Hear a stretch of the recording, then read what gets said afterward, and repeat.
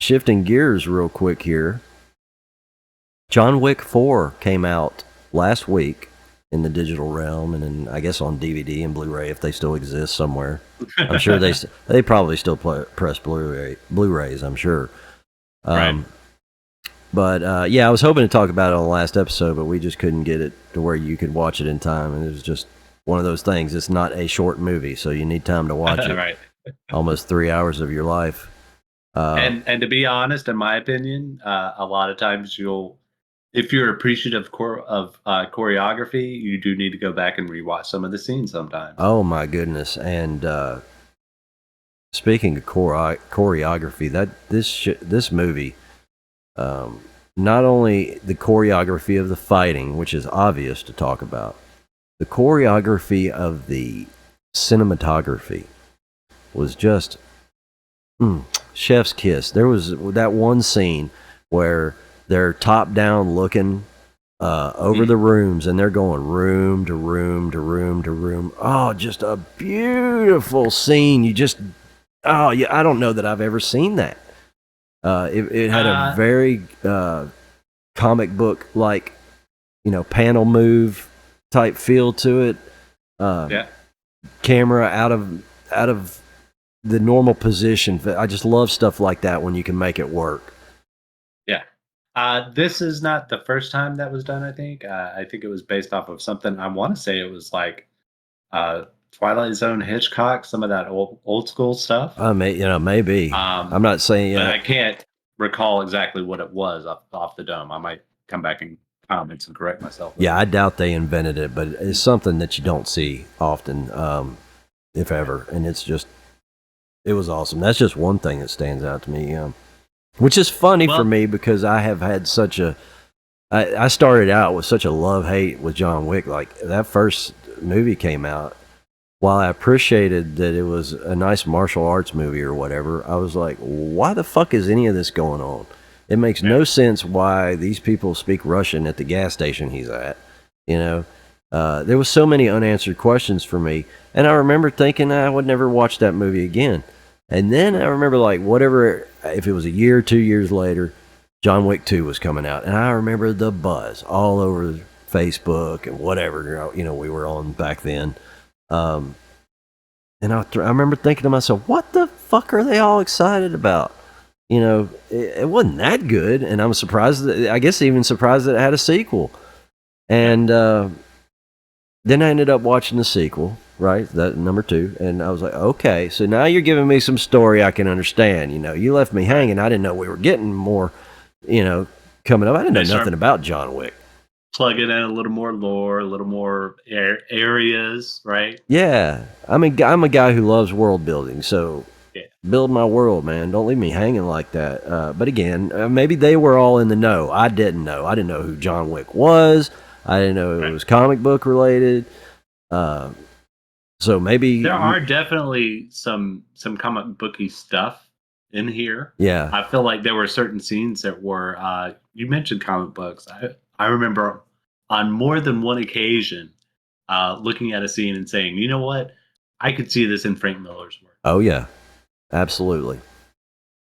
I wish I had a better memory, off just the one time I saw it. Just to think, it was just that one top down stood out. But going through the discotheque, for lack of a better word, was awesome. A lot of fun with some of the shots. Some of it does seem kind of rehashed. Yeah. Didn't we have a disco scene in the first movie? I think so. I don't know if we have had a disco scene. I don't remember which one it was. Let me ask you this. Did the people ignore everything that was going on around them, just like in this one? Yeah. Yeah, see that? Well, it was a mix. It was like there was still stuff going on around, but when they entered like a specific room, such as I think it was like a spa or something like that, people started freaking out and getting out of the room. Right. But when he was in the main area, people were just dancing. Yeah, everybody's just doing their thing, not giving a fuck what's going on, which didn't bother me too bad, but it did feel rehashed. And I thought, okay, you could have done something different. Do we have to be in a disco again? Because... yeah, I mean, it could have been anything, but that would just be nitpicking. Well, I do have to nitpick personally. Please, nitpick, man. we've mentioned the choreography, and there are many great parts of the choreography. Yet there is still the same thing you see in old action movies, right? Which is our protagonist is fighting more than one person. Yeah. And then this other person is off in the periphery. For some reason, they're still in the shot, and they're sitting there doing something like this. Yeah, they're trying to get their shit together. Yeah, like they have to be. Because in the real world, waiting on him to finish with the other exactly, guy, and yeah. then he turns around, it's like cue. Yeah, it's like give him a chance to fucking deal with him. That's always been a problem. You're right. As time has been doing, as long as we've been doing action films with multiple guys beating up on one guy, it has been that way. Yeah, and there's little things like that throughout. But I mean, I'm not. It seems that these films have a little bit of an Eastern European / maybe Russian feel to them, right? Yeah, not unlike the Underworld movies did. Yeah, and I'm not a huge fan of some aspects of it, but like I said, some of that martial arts comes from there. There are some what's it called, sambo, I think it's called. Yeah, it's their martial arts. They taught their special services, whatever. Right, their army. Yeah, you see some of those moves in some of this action and whatnot, but I don't know. It's just like certain scenes were made to feel big, right? Yeah. Like the art gallery, for example. Right. The big shot at the cathedral. Mm-hmm. Some of that I'm not a huge fan of, but in context, especially that was Bill Skarsgård, right? That was Bill. There's two brothers. There's actually three. One of them was in True Blood, and he has two younger brothers. One of them Alexander Skarsgård was in True Blood. Right. Stellan's the father. Yeah. I forget his brother's name. There's Bill, and I think there's another one, if I'm not mistaken. Bill did Pennywise, if I recall correctly. Oh, yes. And I think so. Was the bad guy here. Okay. Well, that's interesting to know. Well, I'll tell you one thing that just popped in my head thinking about it was the stairs scene at the end. Yeah. That they got me. They really got me with that. When he got kicked all the way back down to the bottom after making it to the top, I was fucking pissed. I mean, it worked. That's what you were supposed to feel, and it absolutely worked on me. I was so mad that he let himself fall down that far. I think he could have stopped himself. Ultimately, if he really wanted to. Well, I mean, even right before that, he'd gone through all these thugs. Just nobody's getting up the stairs, and then he gets up to the top, and he's like, "I made it." Looks up, and there's the big guy. Right? Yep. Yeah. Boom. Insurmountable odds. You get all the way up there, only to be knocked all the way back down to the bottom. The staircase seemed very familiar to me. I don't know from what, but it just seemed something. I know that at first it did invoke memories of the Joker movie that was recent, but I know that's not the same staircase. I get that. It's not. I'm pretty sure that's a commonly photographed staircase. Yeah, I was thinking it was too. Because they did hit up obviously Eiffel Tower, the Arc de Triomphe, all that. Yeah, a lot of good location shots. Anyway, I don't know whether they were there or not. Yeah. And the casting, man. Yeah, the black guy. You wonder if that was a character that was always meant to be, or if the man who died, I can't remember, what was the guy's name who passed away that had the... Lance. Lance, yeah.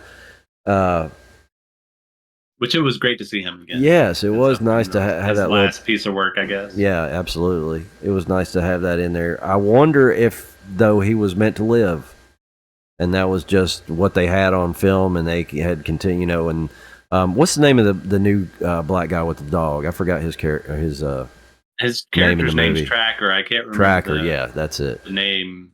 I was hot and cold with him, man. I really thought he was actually going to help more than he did.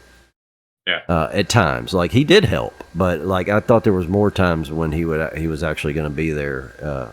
I can't think of the scene, but there was one in particular. I was like, oh, I'm surprised he didn't help out in that.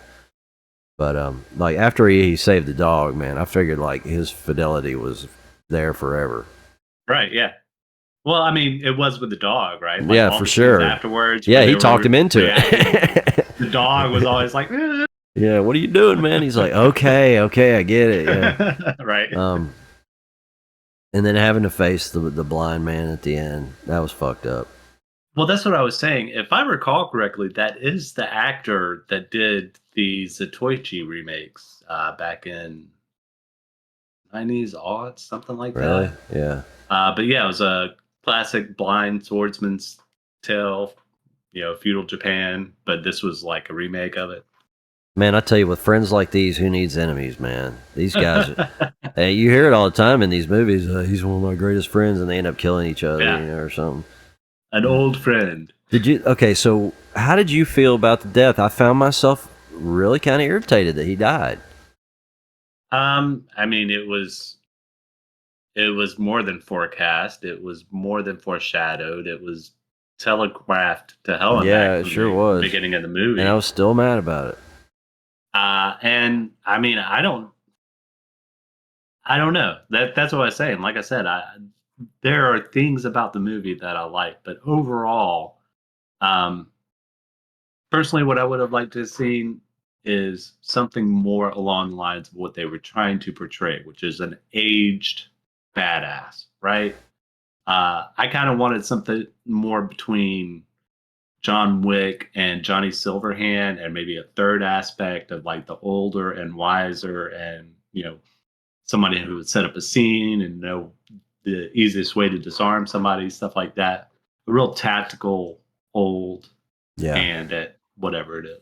Now you bring up a good point. I wouldn't mind seeing a little cyberpunk live action, mind you. They have done a cyberpunk anime deal, but live action with Keanu would be great now that he's done with the John Wick stuff.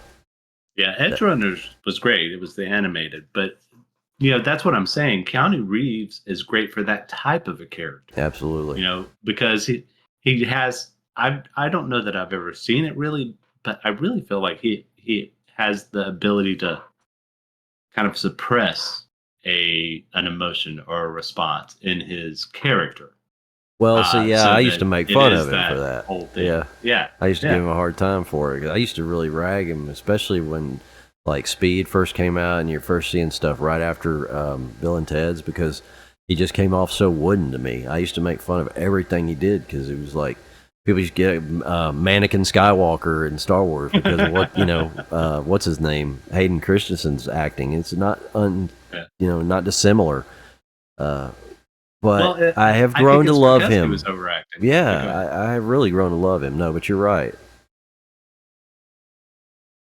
That was my finished thought. I was just saying I grew. Okay, that's good. Yeah, no, I feel like it was him overacting. I think he probably is more reserved in real life, and if he can bring that to his roles, especially as an older actor, without all the dye, let him show his gray. Yeah, he's great for that. I think maybe too much of me hearing "no way" that kind of thing a lot early on, that it finally I grew. Yeah, whoa, gnarly.